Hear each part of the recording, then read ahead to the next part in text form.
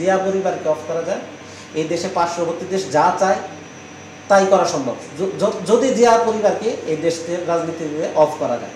এবং এটা ভাই শুধু তারেক রহমান দেখছেন যে ইউনিয়ন পর্যায়ের রাজনীতির মাধ্যমে যে জনপ্রিয়তা অর্জন করেছিল দক্ষিণ এশিয়ার মধ্যে সে একটা মডেল। তো এটা ভাই পার্শ্ববর্তী দেশের অনেক নেতার এটা হয়তো গাত্রদাহ শুনে গেছিল যে তারেক রহমান এই অঞ্চলের এত জনপ্রিয় নেতা হবে আমরা থাকতে। এটা দেশি বিদেশি ষড়যন্ত্রের একটা অংশ ছিল। বিএনপি সবসময় গণতন্ত্রে বিশ্বাস করে। বিএনপি তথা বেগম জিয়া এবং দেশনায়ক তারেক রহমানকে এই দেশের রাজনীতিকে সরিয়ে দেওয়ার জন্য এই দেশকে একটা পার্শ্ববর্তী দেশের তাবেদার রাষ্ট্র বানানোর একটা প্রক্রিয়া ছিল এটা। বিএনপি তো নির্বাচন এখনও চাচ্ছে, নির্বাচন ভোট নির্বাচন। বিএনপি রাজনীতি হলো ভোটের রাজনীতি। ভারত নানাভাবে আপনি ছাত্রলীগ, যুবলীগ, এই অটোর বাহিনী, এই রিক্সা ব্যাটারি, এই আনসার বাহিনী, এই সর্বশেষ আপনি দেখেন ইসকনের ঘটনাটা।